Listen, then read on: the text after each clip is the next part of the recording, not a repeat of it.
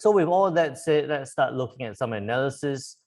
Here, looking at Forex trading Asia with the economic calendar. Today being Thursday, we don't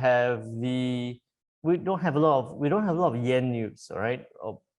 We had the Chinese yuan news with the CPI numbers, Eurozone data to be released tonight. We've spoken to death about it already.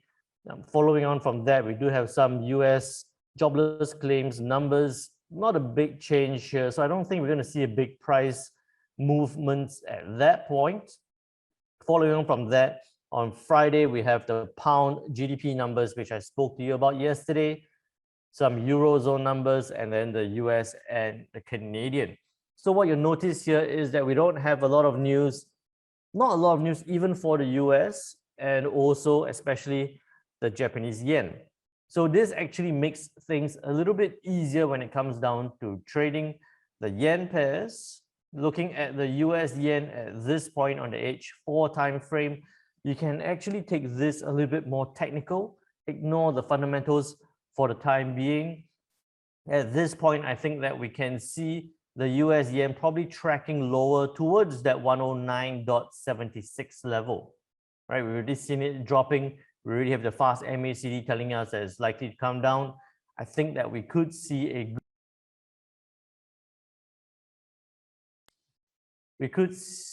good 40 pip move downwards towards the 109.76. But with the US yen on H4 time frame, for it to come down 40 pips, your stop loss might be almost about 40 pips. I'm not too keen at this point. Why I shared with you about the US yen yesterday was that it was sitting at about that point. I thought that a good 60 pip move would be viable. So 40 pip take profit level for the US yen, not too attractive at this point, but I would shift your attention towards the euro yen. Looking at the euro yen here on the H4 time frame, what you should notice straight away is that we're looking at a bit of a double top scenario. So if I move this line slightly higher, you can see a double top scenario testing that 130.66 level and rejecting that point, right? So moving my line back. And now you can see that it's broken. It looks like it's breaking past this point. We could see, I'll move this line away. We could see this possibly sit across, possibly test a little bit. And then I think that we could see it drop.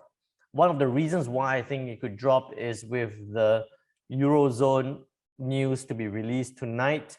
With the way the Euro US is looking, we could see a little bit of a bounce back up before testing 1.1766 again. So if that does happen, we could see the same thing for the Euro yen testing a little bit higher before turning back down with that Eurozone news.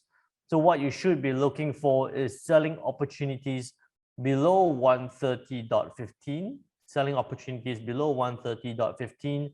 You could have a 40 pip stop loss for a good 80 pip, 100 pip take profit level towards 129.13. One thing you want to do is you want to manage your trade a little bit closely at a 1:1 risk reward ratio. And then if it does break below that point, you're looking at a 1:2 risk reward ratio kind of trade. So one trading opportunity here on the euro yen for the H4 time frame, possibly driven downwards because of the euro dollar. Following on from that, we do have the pound yen. So you can see the pound yen testing went up to that same level of about 152.39. Didn't test as low, but went up to that same level. At this point now, it looks like it's testing 151.38 again. I think that at this level, you have both either a buy or a selling opportunity. And why I say that is because looking at the pound dollar, what we've seen is this volatility was because of yesterday's yesterday night's meeting.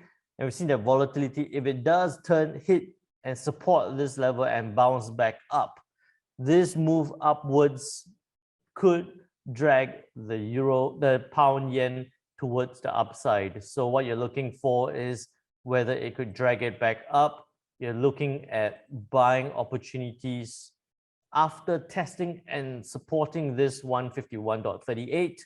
You're looking at buying opportunities above 151.60, buying opportunities above 151.60, 30 pip stop loss, 60, 70 pip take profit level, a 1:2 risk reward ratio towards the upside if we see the pound dollar dragging it or pulling it towards that 152 resistance, intermediate resistance level. If we don't see it supporting this level, if we see it breaking past this point, then you could be looking at downside. But at this point, I think further downside on the pound yen is a little bit unlikely because of how the pound dollar is likely to move, and also looking at the way the US yen might come down and get supported at this point. I think significant downside on the pound yen might be a little bit unlikely. What I'll reduce it down to is looking for that support of 151.38 and that bounce off from that point. And lucky last, looking at gold. Gold is my super long-term kind of investing kind of trade. What I'm super happy now is that it's come down towards the 1777 level, as we spoke about last week. At this point, we're looking at possibly for it to support at 1777 before bouncing back up. What needs to happen here is possibly a bit of a flight towards reserve. Maybe we could see some weakness in the US dollar, which could drive capital towards gold, and then we can see it support at 1777. So still looking for buying opportunities on gold. At this point, it will be a do nothing scenario. What I'll be looking for is for it, something like that, for it to test and bounce off before you could look for that buying opportunity up towards the 1849 or 1850 level. So quite a few trading ideas, quite a few trading opportunities available right now and pending coming up with a few news to be released. Make sure you trade safe, manage your lot sizing, and also understand what kind of time frames you should be deploying. With that, I'll pass it back to Scott.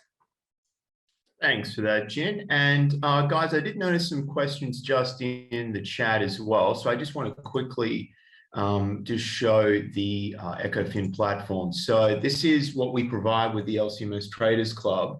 And in the education videos, that's where the current links are, but there is an update to the license. So stand by for the links in the education videos there. So that's in regards to where it'll be posted. So I just wanted to share that. And just one thing as well, I'll just quickly share the YouTube channel. So if you haven't already, I would strongly recommend subscribing to the channel here, Jindao Tai.